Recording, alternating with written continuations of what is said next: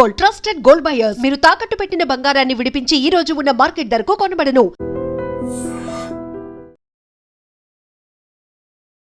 నమస్తే, welcome to I dream inside politics with కవిత.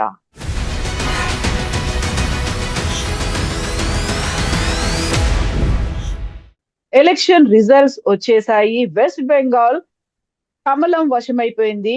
అందులోనూ particular గా తమిళనాడుకు సంబంధించి చూస్తే అన్ఎక్స్పెక్టెడ్ గా హీరో విజయ్ ఇప్పుడు కింగ్ గానే నిలవబడుతున్నారు.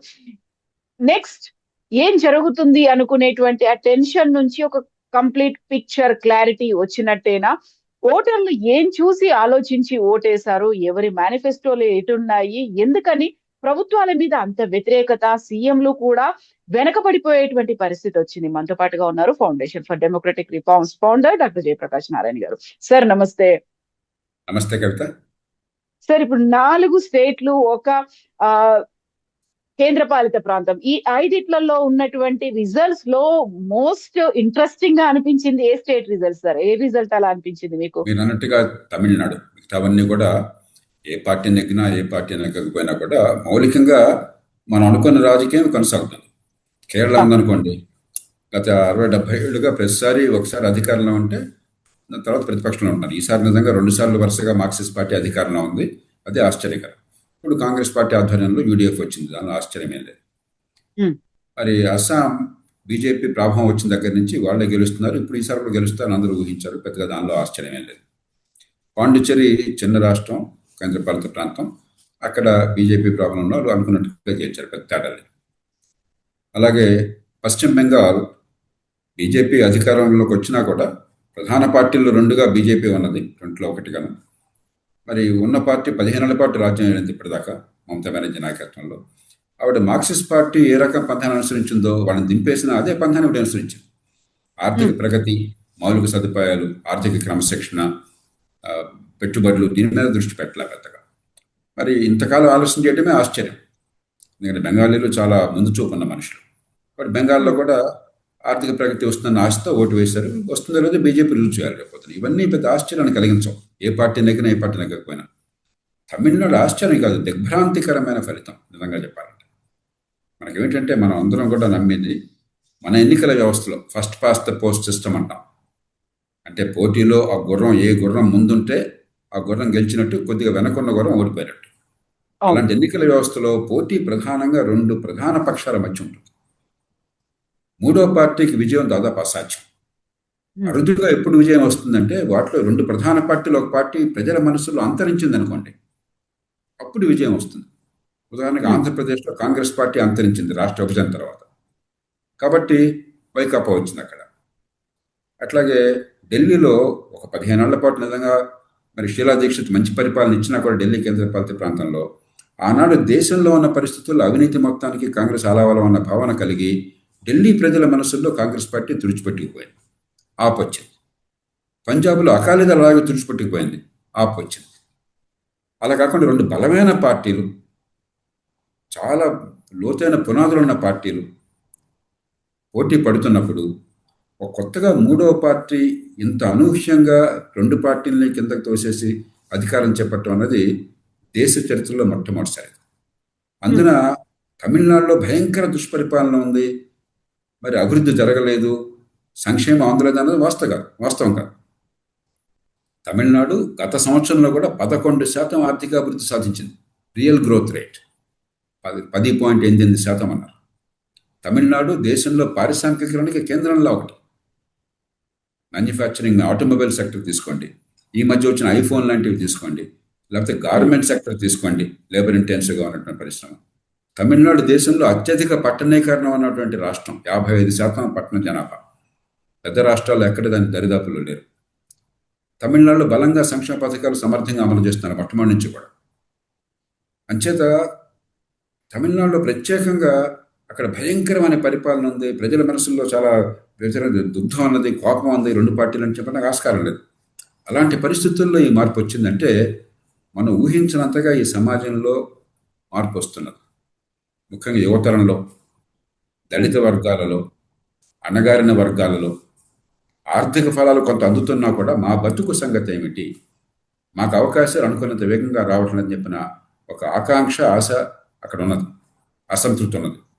ఈ ప్రధాన పార్టీలు దాన్ని అర్థం చేసుకుని వ్యవస్థను వేగంగా మార్చి సామాన్యులందరికీ అవకాశం కలుగుతున్న విశ్వాసాన్ని కలిగించకపోతే ఏ రాష్ట్రంలో కూడా గతంలో లాగా వాళ్ళు కానీ మేము కానీ మిగతా వాళ్ళు ఎవరు లేరని చెప్పి అన్నారు ఇప్పటిదాకా నడుస్తుంది. అలాంటి దానికి అవకాశం లేదు. తమిళనాడు ఆ రకమైనటువంటి ఆపర్చునిటీ, ఒక అవకాశాన్ని ఇస్తుంది. ఒక ప్రమాదం కూడా ముంచుకున్నది. ప్రజలు బహుశా తీవ్రంగా అశాంతితో ఉన్న అతను వేగంగా మార్పులను కోరుకుంటున్నాను. మీకు గుర్తుందో లేదో, ఒకే ఒక్కడు ఒక సినిమా వచ్చింది, తెలుగు సినిమా, అవును, చాలా కాలం క్రితం. ఒక కుర్రాడు అకస్మాత్తుగా ముఖ్యమంత్రి అయిపోతాడు, 24 గంటలు దేశం మొత్తాన్ని మార్చేస్తాడు. ఇది ఒక భ్రమ. ఇది పూర్తిగా సినిమాల్లో కాల్పనిక సాహిత్యం తప్ప ఇలాంటిది అసాధ్యము, అది హాస్యాస్పదం. ఆ రకంగా ప్రజలు ఆశిస్తున్నారు అనుకోండి, వెంటనే మెరకిల్స్ జరిగిపోవాలి, అద్భుతాలు జరిగిపోవాలి, లేకపోతే ఊరుకోమని చెప్పి అలా వేస్తున్నారు అనుకోండి, దానికి ఇది సంకేతం అయితే ఇది ప్రమాదానికి సూచన. ఏదైనా కూడా దీనిలో అవకాశం అనుకున్నా ప్రమాదం అనుకున్నా కూడా ప్రధాన పార్టీలు, సంప్రదాయ పార్టీలు, జాతీయ స్థాయిలో కానీ రాష్ట్రంలో కానీ అందరూ కూర్చుని కొంచెం అహంకారాన్ని ఛేదించి ఎక్కడ వ్యవస్థలో పొరపాట్లు చేస్తున్నాం, జనానికి చేరువుగా ఎట్లా కావాలి, ఒకవేళ జనం అర్జెంటుగా క్షణాల్లో మార్పులు ఆశిస్తుంటే ఇది సాధ్యం కాదు, ఏ రకంగా నచ్చ చెప్పాలి, ఎలా వారిని భాగస్వాములను చేయాలి, సామాన్యులకి పేదలకు కూడా ఎలాగ సంపద సృష్టిలో భాగస్వామ్యాన్ని ఇవ్వాలి, అవకాశం ఎట్లా పెంచాలని చెప్పన్నది నిజాయితీగా ప్రయత్నం చేసి అధికారాన్ని వికేంద్రీకరించి రాజకీయ తీరు మార్చకపోతే వచ్చే కాలంలో ప్రమాదం ఉండొచ్చు అని చెప్పని సూచిస్తుంది. కాకపోతే హోల్ అండ్ సోల్ గా కంప్లీట్ గా విజయ్ వైపే వెళ్ళినటువంటి పరిస్థితి కనిపించట్లేదు కదా సార్. టీవీకే మ్యాజిక్ మార్క్ నైతే క్రాస్ అవ్వలేదు. అండ్ ఇంకొకరు ఎవరిదో ఒక సపోర్ట్ అయితే ఉండాలి. యాక్చువల్ గా విజయ్ కింగ్ మేకర్ అవుతాడా అనుకున్నప్పుడు ఆల్రెడీ కింగ్ అన్నట్టుగా అర్థమైపోయింది. ఆయనకు ఒక సపోర్ట్ గా కావాలనుకుంటే డిఎంకే వస్తుందా, ఏఐడిఎంకే వస్తుందా అంటే అది మనం ఊహించలేం. బహుశా నేను అనుకోవటం డిఎంకే మద్దతు తీసుకోకపోవచ్చు, బీజేపీ మద్దతు తీసుకోకపోవచ్చు. డిఎంకే లేని కాంగ్రెస్ మద్దతు తీసుకోవచ్చు, కాంగ్రెస్ తగిన సంఖ్యాబలం ఉంటే. లేకపోతే బీజేపీతో సంబంధం లేనటువంటి ఏడీఎంకే మద్దతు తీసుకోవచ్చు. ఏడీఎంకేలో డిఎంకేలోని చీలిన పక్షం ఎవరన్నా కలిసి వస్తే వాళ్ళని తీసుకోవచ్చు. రకరకాల కాంబినేషన్స్ అండ్ కాంబినేషన్స్ సాధ్యం. అంచేత భవిష్యత్తులో ప్రభుత్వం ఏర్పడుతుందో మనం చెప్పలేం. కానీ ఖచ్చితంగా ఇది ఒక అనూహ్యమైనది. ఇప్పుడు సొంత మెజారిటీ రాకపోవచ్చు, కానీ మన రాష్ట్రంలో చూసాం. బహుశా విజయ్ ఎంత పెద్ద స్టారో నాకు తెలియదు, ఆయన సినిమాలు చూడలేదు, నాకు తెలియదు దాని గురించి. చిరంజీవి గారు మన రాష్ట్రంలో, ఉమ్మడి రాష్ట్రంలో అంత పెద్ద స్టారే కదా, బహుశా అంతకంటే పెద్ద స్టార్ కదా. అందులో బహుశా విజయ్కి లేని ఒక బలమైన కులం అంటుంది కదా, ఒక సామాజిక వర్గం అంటుంది కదా. కాపు కులం అన్నది తెలుగు రాష్ట్రాల్లో అతిపెద్ద కులం. ఈ ఓసీలలో చాలా బలమైనటువంటి సామాజిక వర్గం ఆ అంటున్నది కదా. ఆయనకు వచ్చినట్టుగా వస్తాయి అనుకున్నాం. ఆనాడు చిరంజీవి గారికి నాకు గుర్తుంటే ప్రజారాజ్యం పార్టీకి 18% అనుకుంటే ఓట్లు వచ్చింది. అంతే సంఖ్యలో ఎమ్మెల్యేలు వచ్చారు. ఎందుకంటే ఒక స్థాయి దాటేదాకా మీకు ఓటు శాతం ఉన్నా కూడా ఆ సంఖ్యలో మీకు సీట్లు రావు. అది ఈ వ్యవస్థలో ఉన్నటువంటిది. ఇలాగ వస్తారనుకున్నాం. ఇప్పుడు ఏమైంది, ముక్కోణ పోటీ అయింది. ముక్కోణ పోటీలో మీకు 40% ఓట్లు రావక్కర్లా. మనకి తుది ఫలితాలు తెలియవు, అంకెలు ఎట్లా వచ్చినాయని చెప్పారు. సీట్లు కాదు, ఓట్లు ఎంత శాతం అని చెప్పారు. మనకు అర్థమైన మేరకు డిఎంకే ఏడీఎంకి 20% అటు ఇటుగా వచ్చినట్టున్నాయి. వీరికి బహుశా 25% అట్లా వచ్చి ఉండొచ్చు. ఆ 15 నుంచి 10కి వెళ్ళటం చాలు, 10 అదనంగా రావడం చాలు, ఇంత పెద్ద ప్రభావం రావడం. కాబట్టి రేపు పొద్దున ప్రభుత్వంలో సంకీర్ణం అవసరం అవుతుంది. సంకీర్ణం ఎవరితో అవసరమైనా కూడా ఖచ్చితంగా వీళ్ళు సాధించిన విజయం చాలా గొప్పది. అంటే ఇది విజయ గొప్పతనం అనా కాదు, తమిళనాడు సమాజంలో మనం అనుకోనటువంటి అశాంతి, వేగంగా మార్పు రావాలన్న కోరిక, ఉన్న రాజకీయం పట్ల విముఖత కనిపిస్తున్నాయి. కాబట్టి రేపు పొద్దున తమిళనాడు దేశంలో కాస్త మంచి పరిపాలన ఉన్న, ఆర్థిక ప్రగతి వేగంగా ఉన్న రాష్ట్రాల్లో ఒకటి అయినప్పుడు అక్కడే అలా ఉంటే దేశంలో ఎక్కడ ఎప్పుడైనా ఏదైనా జరగచ్చు.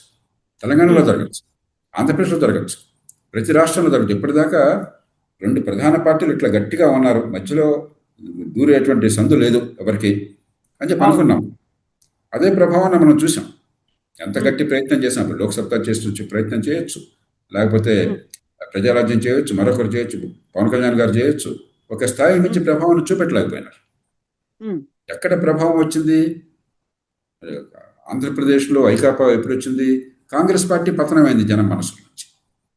అట్లాగే పంజాబ్లో కానీ లేకపోతే ఢిల్లీలో కానీ ఆప్ ఎట్లా వచ్చింది? ఢిల్లీలో అప్పటిదాకా కొంత మంచి పరిపాలన ఇచ్చారు కాంగ్రెస్ పార్టీ నిజానికి షీలా దీక్షిత్ నాయకత్వంలో. కానీ జాతీయ స్థాయిలో ఉన్న సమస్యల వల్ల కాంగ్రెస్ పార్టీకి అవినీతికి పూర్తిగా ఎడం లేదు. కాంగ్రెస్ పార్టీ అవినీతిమయమైన ప్రజల భావం కలగడం చేత పార్టీ తుడిచిపెట్టిపోయింది ఢిల్లీ మనసులో.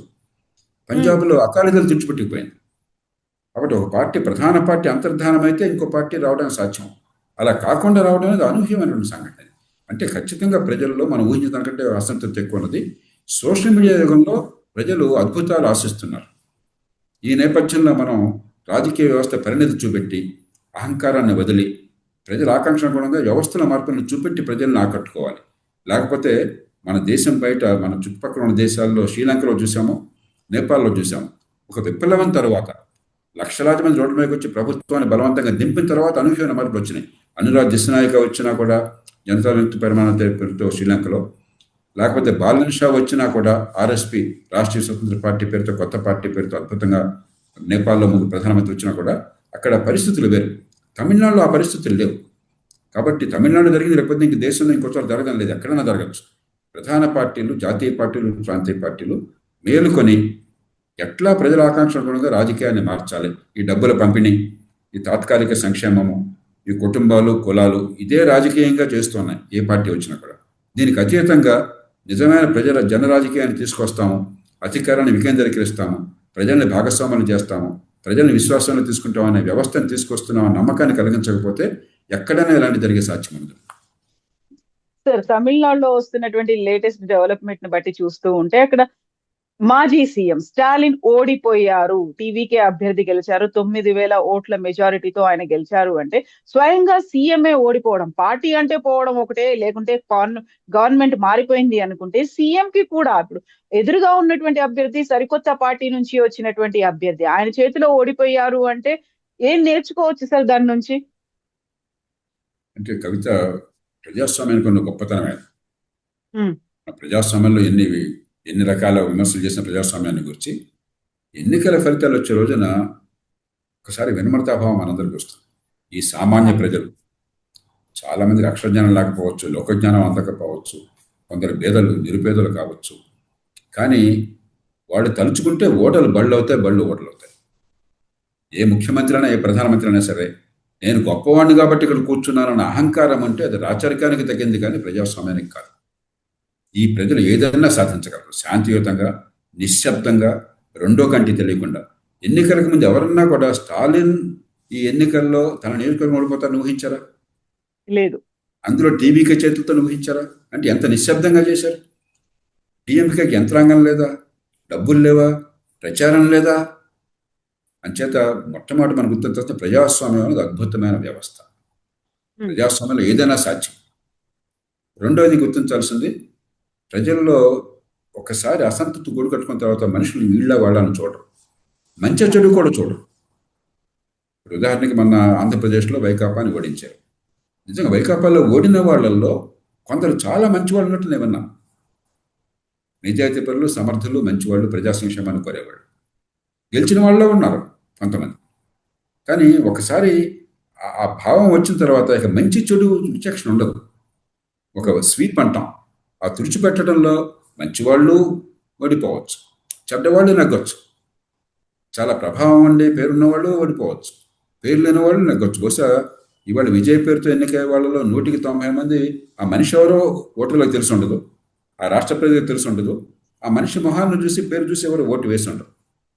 ఎగ్జాక్ట్లీ. విజయ్ కూడా అదే క్యాంపెయిన్ చేశాడు. ప్రతి చోట నేనే ఉన్నాననుకొని నాకు ఓటు వేయండి అనే మాట చెప్పాడు. అన్ని చోట్ల నేనే పోటీ చేస్తున్నాను అనుకోండి అనేది.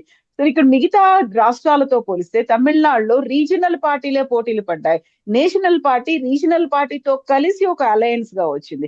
మిగతా అన్ని చోట్ల కూడా నేషనల్ పార్టీస్ ముందుకు వస్తున్నాయి, అక్కడ ఉన్నటువంటి రీజనల్ పార్టీస్ ని తుడిచేసే ప్రయత్నం చేస్తున్నాయి అనుకున్నప్పుడు ఇక్కడే సరికొత్తగా వచ్చినటువంటి ఇంకొక రీజనల్ పార్టీ అండ్ పాండిచేరిలో కూడా కొంచెం అక్కడ సిగ్నిఫికెంట్ గా కనిపించింది టీవీకే అనుకున్నప్పుడు ఈ మళ్ళీ మనం చూస్తున్న ఈ అనాలిసిస్ లో ఇట్లను రీజనల్ పార్టీలను వైప్ అవుట్ చేయడానికి నేషనల్ పార్టీలు ఉన్నాయి, అందుకోసమే రాష్ట్రాల్లో స్ప్రెడ్ అవుతున్నాయి అంటే తమిళనాడు రాజకీయాలు ఏం చెప్తున్నాయి సార్ మరి? అంటే రెండు రకాలుగా చూడాలి. ఒకటి, ప్రాంతీయ పార్టీలను ఎవరు తుడిచిపెట్టలేరు. ఎందుకంటే ప్రజాస్వామ్యంలో పోటీ అవసరము, ప్రజలు ప్రత్యామ్నాయాన్ని కోరుకుంటున్నారు. ప్రత్యామ్నాయం లేకపోతే సృష్టించుకుంటారు. అంచేత బీజేపీ కానీ మరొక పార్టీ కానీ ప్రాంతీయ పార్టీని తుడిచిపెట్టేస్తాము, వేరే పార్టీలు లేకుండా చేస్తాము అనుకుంటే అది భ్రమ, అది ప్రమాదకరం కూడా. దాన్ని అసలు మనం దాన్ని పక్కన పెట్టేద్దాం. ఏదో ప్రత్యామ్నాయాన్ని ప్రజలు సృష్టించుకుంటారు. తమిళనాడు జరిగింది అది. ప్రత్యామ్నాయం కనిపిస్తూ ఉండగా కొత్త శక్తిని సృష్టించుకున్నారు. బహుశా బీజేపీ వారు ఇప్పుడు ఆ, కొంచెం కలత చెందుతుంటారు. ఎందుకంటే అన్నామలై ఒక యువకుణ్ణి, మంచి ప్రతిభ ఉన్న పేరున్న, గతంలో పోలీస్ అధికారిగా పనిచేసిన నాయకుడిని పెట్టుకున్నారు. ఆయన రాష్ట్రంలో కొంత ప్రభావం చూపెడుతున్నప్పుడు బీజేపీ ఒక అంచనా వేసింది. మామూలుగా అంచనా ఎవరు వేసినా అలాగే వేస్తారు. మనకు సొంతంగా గెలిచే అవకాశం లేదు మూడవ పార్టీగా. పాతుకుపోయిన పార్టీలు ఉన్నాయి ఇక్కడ, ద్రవిడియన్ పార్టీలు. మనం ఏదో ఒక పార్టీతో, ప్రధాన పార్టీతో మద్దతు మనకు సంకీర్ణం లేకపోతే, పొత్తు లేకపోతే లోక్సభలో కూడా మనకు దెబ్బ తగులుతుంది. మన లోక్సభలో మనకి సీట్లు చాలా అవసరం. కాబట్టి ఏడీఎంకే కూటమికి వచ్చే సీట్లు మనకు మద్దతు ఇచ్చేదిగా లేకపోయినట్టయితే మనం ప్రమాదంలో పడతాం. అంచేత మనం తొందరపడద్దు అని చెప్పి ఒక నిర్ణయం చేసుకున్నారు. ఇప్పుడు బహుశా పొరపాటుని పడుకుంటారు. ఎందుకంటే ప్రజలు సిద్ధంగా ఉన్నారు, మనం సిద్ధంగా లేవేమో అని చెప్పిన భావన వాళ్ళకి కలగచ్చు. దీని ప్రభావం రేపు తెలంగాణలో ఉండొచ్చు. తెలంగాణలో ఇప్పుడు దాకా ఏమైంది, లోక్సభ ఎన్నికల్లో సగం స్థానాలు బీజేపీ సాధించింది. మళ్ళీ తర్వాత ఈ పంచాయతీ ఎన్నికల్లో బీజేపీ వెనక్కి వెళ్ళిపోయింది. ప్రజల మనసుల్లో పెద్దగా కాంగ్రెస్ పార్టీకి పోటీ ఇస్తుందన్న భావం లేదు. కాబట్టి టీఆర్ఎస్ పెరిగే అవకాశం ఉంది. ఇప్పుడు బహుశా ఈ అనుభవంతో బీజేపీ ఒక తృతీయ శక్తి ఎదగడం సాధ్యమో, ప్రజలు ప్రత్యామ్నాయాన్ని కోరుకుంటున్నారు, ఉన్న రెండు పార్టీలు కాదు అని బహుశా కొత్త ధోరణి ప్రదర్శించవచ్చు. కాబట్టి దీని ప్రభావం దేశంలో సాంప్రదాయ పార్టీల్లో ఉంటుంది, ప్రధాన పార్టీల్లో ఉంటుంది, ప్రధానంగా బీజేపీ మీద ఉంటుంది. ఎక్కడెక్కడైతే బీజేపీ గట్టిగా పోటీకి కొత్తగా విస్తరించే ప్రయత్నం చేస్తున్న దక్షిణాది రాష్ట్రాలు వగైరా రాష్ట్రాల్లో అక్కడ ఉంటుంది. అంతకు మించి నేను చూసేది ఎవరు గెలుస్తారు లేక ఓడతారని కాకుండా ప్రజల్లో మార్పు కావాలన్న కదలిక ఉన్నది. అది స్పష్టంగా చూపెడుతున్నారు. దానికి రాజకీయ పార్టీలు స్పందించాలి. వేగంగా అద్భుతాలు జరగాలన్నటువంటి అసంతృప్తి ఉన్నది. మొదటిది మంచిది, మార్పు కావాలన్న చైతన్యం దేశానికి మంచిది. అద్భుతాలు వెంటనే జరగాలన్నటువంటి అసంతృప్తి దేశానికి ప్రమాదకరం. దాన్ని గనక ఒక దారిని పెట్టకపోయినట్టయితే అద్భుతాలు జరగవు. మానవ జీవితంలో ఒకే ఒక్కడు సినిమాలాగా అద్భుతాలు జరగవు. అది సినిమాకి మాత్రమే సాధ్యం. మన కుటుంబం బాగుపడాలన్నా, దేశంలో సంపద సృష్టించాలన్నా, పేదరికాన్ని తొలగించాలన్నా, జీవన ప్రమాణాలు పెంచాలన్నా కూడా దీర్ఘకాలం ఆర్థిక ప్రగతి కావాలి. కష్టపడాలి, మనకు నైపుణ్యం అందాలి, మన అందరం కూడా ప్రగతిలో భాగస్వాములం కావాలి. అలా కాకుండా మ్యాజిక్ ఏదన్నా ఉంది, నేను గెలిస్తే రేపొద్దు అన్నీ జరిగిపోతాయన్న భావాన్ని కలగజేసి ప్రజలు దానికి కనుక, ముఖ్యంగా ఈ జెన్సీ అంటున్నాం, జెన్సీ దానికి కనుక బోల్తా పట్టట్టయితే అది ఖచ్చితంగా దేశానికి ప్రమాద ఖండిక. వెస్ట్ బెంగాల్ అనేది ఎలా ఉంది సార్? అక్కడ యాంటీ ఇన్కంబెన్సీ ఉందా, లేకుంటే బీజేపీ గవర్నమెంట్ చాలా అందులో ఎంటర్ అవ్వాలనేటువంటి ఒక శత విధాల ప్రయత్నాలు చేసింది, అది ఫైనల్లీ అది సక్సెస్ అయినట్టు కనిపిస్తోంది సార్? అంటే మమతా మీద వ్యతిరేకత ఉందా బీజేపీ, లేకుంటే మోదీ అమిత్ షాల వ్యూహం ఫలించిందా? అక్కడ చాలా సీరియస్ అలిగేషన్స్ మమతా బెనర్జీ చేశారు, కేంద్ర ప్రభుత్వం మీద చేశారు, సర్ మీద చేశారు, ఈసీ మీద చేశారు, సిబిఐలు ఇంక్లూడింగ్ ఆర్మీ మీద కూడా చేశారు తను. కవిత, మన దేశంలో ఎన్నికల ఫలితాలు ప్రజల ఓట్ల వల్ల వస్తున్నాయి తప్ప ఆర్మీ వల్ల కాదు, ఎన్నికల సంఘం వల్ల కాదు, ఈవీఎంల వల్ల కాదు, ఎస్ఐఆర్ వల్ల కాదు. నేను మొట్టమొదటి మాట మళ్ళీ మళ్ళీ మళ్ళీ స్పష్టంగా చెప్తున్నాను. అలా కాకపోతే జాతీయ స్థాయి అధికారంలో ఉన్న బీజేపీ, రాష్ట్రంలో అధికారంలో ఉన్నటువంటి డిఎంకే ఇద్దరు కలిసి విజయకి పట్టం కడతారా? ఇవన్నీ కూడా మనకేదో కుట్రలో కుతంత్రాలు అని చెప్పి నమ్మే కాన్స్పిరేటరీ థియరీస్ ఇప్పుడు ఉంటారు. ఎన్నికల్లో ఫలితాలకి ప్రజల మనస్సుల్లో ఉన్న ఆలోచనల మీద దృష్టి పెట్టకుండా రకరకాల గురుడీలు పెట్టేవాళ్ళు చాలా మంది. ఇవన్నీ పూర్తిగా అసత్యాలు, అది వాస్తవం కానే కాదు. మౌలికంగా నాకు అర్థమైనంతవరకు ఏం జరిగిందంటే, మార్క్సిస్ట్ పార్టీ 30 ఏళ్ల పాటు వాళ్ళ పిడివాదాన్ని పట్టుకుని ఇవాళ 5.5% దిగిపోయింది. బెంగాల్ పెరుగుతుంది, బెంగాల్ తగ్గిందని అంటలా, కానీ మిగతా దేశం ఇంకా బాగా పెరిగింది. కాబట్టి బెంగాల్ ఓటా దేశ సంపదలో ఈవేళ 5.5% పడిపోయింది, అంటే సగానికి పడిపోయింది అప్పుడు ఉన్న దానికంటే. అది కేవలం అక్కడ ప్రభుత్వాల నిర్వాహకం. మార్క్సిస్ట్ పార్టీ ఈ దేశంలో అధికారం ఉన్నటువంటి సమయంలో ఆ పిడివాదాన్ని పట్టుకుని సంపద పెంచే దృష్టి లేకుండా ఎంతసేపటికి వాళ్ళ నినాదాలు, వాళ్ళ గొడవలు తప్ప ఇంకోటి లేదు. పరిశ్రమ, పెట్టుబడి అని చెప్పంటే వాడు పాపాత్ముడిగా భావించారు. ఆ తర్వాత మమతా బెనర్జీ వస్తున్నప్పుడు నాలాంటి వాళ్ళు ఆశపడింది ఏంటంటే, ఒక ప్రత్యామ్నాయ ఆర్థిక వ్యవస్థని ఇమాజిన్ చేస్తారు, ప్రజల ముందు ఆ దృశ్యాన్ని పెడతారు, ఆ ఎజెండాకు అంకితం అవుతారు. మౌలిక సదుపాయాల కల్పన, ఆర్థిక క్రమశిక్షణ, పెట్టుబడులు, సంపద సృష్టి, ఉపాధి కల్పన, ఆదాయాల పెంపు. కానీ మమతా బెనర్జీ మార్క్సిస్ట్ పార్టీని దింపేసి అధికారంలో వచ్చింది, కానీ మార్క్సిస్ట్ పార్టీ కంటే వేరే మార్క్సిస్ట్ పార్టీలాగా ప్రవర్తించింది ఆవిడ పరిపాలన. అదే పరిపాలన తీరు. రాజకీయంలో కావచ్చు, నేను రాజకీయాన్ని గురించి ఎక్కువ మాట్లాడట్లేదు. దాడులు వగైరాలు, ప్రత్యర్థులను భయపెట్టడం అది ఒక ఆరోపణ, అది పక్కన పెట్టాలి. ఆర్థిక ఎజెండా మార్క్సిస్ట్ పార్టీ ఏజెండా అనుసరించేది ఎజెండా. గత 10-15 సంవత్సరాలుగా కూడా మమతా బెనర్జీ అధికారంలోకి వచ్చిన 15 ఏళ్లలో కూడా వందలాది కంపెనీలు, ప్రైవేట్ కంపెనీలు అక్కడి నుంచి పారిపోయినాయని చెప్పిన పత్రికల్లో కథనాలు వచ్చినాయి. అన్ని రాష్ట్రాల్లో కూడా పెట్టుబడులు ఆహ్వానిస్తున్నారు. కొత్త పరిశ్రమలు, కొత్త పెట్టుబడులు. మరి తెలంగాణ ఉందనుకోండి, పార్టీలు ఏవైనా కూడా ఆనాడు చంద్రబాబు నాయుడు ప్రభుత్వం కావచ్చు, రాజశేఖర రెడ్డి ప్రభుత్వం కావచ్చు, కేసీఆర్ ప్రభుత్వం కావచ్చు, ఇప్పుడు కావచ్చు, కొన్ని తేడాలున్నా కూడా పెట్టుబడులు కావాలి, ప్రోత్సహిస్తాము అని చెప్పిన భాష వస్తుంది. కానీ మరుగు సదుపాయాలు పెరగాలన్న భాష వస్తుంది, ఆర్థిక ప్రగతి కావాలన్న భాష వస్తుంది. కానీ అది వద్దన్న భాష రావట్లేదు. బెంగాల్లో మరి అంత గందరగోళం జరిగే ప్రభుత్వం మారితే, పార్టీ మారినా కూడా ప్రభుత్వం తీరు మారల. 15 ఏళ్ల పాటు ఈ ప్రగతి పెద్దగా అనుకున్నంత సాధించని ప్రభుత్వాన్ని కొనసాగించడమే ఆశ్చర్యకరం. ఇప్పుడు మారడం పెద్ద ఆశ్చర్యకరం కాదు. భారతీయ జనతా పార్టీ ఎన్ని లోపాలున్నా కూడా ఆర్థిక క్రమశిక్షణ, మౌలిక సదుపాయాలు, పెట్టుబడుల పెంపు, ఆర్థిక ప్రగతి దానికి కట్టుబడిందన్న విశ్వాసం ప్రజల్లో ఉంది. అది కనుక వాళ్ళు గట్టిగా చూపెడితే ప్రజలు ఆదరిస్తారు, లేకపోతే ప్రజలు వాళ్ళని క్షమించరు, ఇంటికి పంపిస్తారు. కాకపోతే ఇంకొక విశ్లేషణ, కంప్లీట్ గా సాఫ్రనైజేషన్ చెయ్యాలి అనుకుంటున్నప్పుడు వెస్ట్ బెంగాల్ మీద ఎప్పటి నుంచో కన్నేసింది బీజేపీ. ఇప్పుడు ఫైనల్ గా దాన్ని సాధించింది అని చెప్పినప్పుడు బై హుక్కార్ కుర్క్ అంటారు, సమస్త శక్తుల్ని పెట్టి దాన్నే ఒక మెయిన్ ఎజెండాగా తీసుకొచ్చింది అనే ఒక మాట కూడా ఉంది కదా సార్. ఇవన్నీ ఊరికే మనకి చెప్పాను కదా, రాజకీయంలో మనకి ఇలాంటి వాదన చేయటము, కుతర్కానికి దిగటం మనకు అలవాటు అయిపోయింది. ఏదో ఒకటి కాట్లాడుకోవాలి. అలా అయినట్టయితే మమతా బెనర్జీ అంత ప్రభావశీలమైన నాయకురాలు, అంత జనాకర్షణ నాయకురాలు, అన్నేళ్లు ప్రతిపక్షంలో ఒంటెద్దు పోరాటం చేసింది ఆవిడ. అవును, అధికారంలో 15 ఏళ్ల పాటు పోరాటం చేసింది. నాకు అర్థంతో ఆవిడ సీట్లు కూడా ఆవిడ వెనకబడిందని చెప్పాను. అవును, చివరికి ఏముందో నాకు తెలియదు, ఓటమి అయిందో లేదో నాకు తెలియదు. తమిళనాడులాగా అది కుట్రల వల్ల జరుగుతుంది. అది జనాభిప్రాయాన్ని తక్కువగా అంచనా వేయటము, ప్రజల తీర్పుని మనం అవమానించడం సరైన పద్ధతి కాదు. మనం గెలిస్తే అంతా బాగుంది, ఓడితే బాగోలేదు అన్నది సరైన పని కాదు. ఉదాహరణకి ఎస్ఐఆర్ అని చెప్పన్నారు. ఎస్ఐఆర్ వల్ల గణనీయంగా ఓట్లు కొన్ని కొన్ని కొన్ని పేర్లు తొలగించారు, ఓటర్లు తొలగించారు. 90 లక్షల మందికి పైగా ఆ పేర్లు అక్కడ మనుషులు లేని మనుషులు, లేకపోతే పొరపాట్లు ఉంటే తొలగించారు. తొలగించిన గణనీయంగా ఉన్న చోట్ల ఫలితాలు ఎట్లా వచ్చినాయో, అవి లేని చోట్ల ఫలితాలు అంతకంటే ఎక్కువ వచ్చినాయి బీజేపీకి అనుకూలంగా. దాన్ని ఏమంటాం మరి? రాష్ట్రం అంతా ఒకే రకంగా ఫలితాలు వచ్చినప్పుడు ఎస్ఐఆర్ వల్ల మార్పు వచ్చిన నియోజకవర్గాల్లోనూ వేరే నియోజకవర్గాలు తేడా లేకుండా, మన ప్రజల తీర్పుని గుర్తించకుండా, దాన్ని గౌరవించకుండా, ఈ మధ్యకాలంలో ఈ దేశంలో కొత్త ఫ్యాషన్ అయిపోయింది.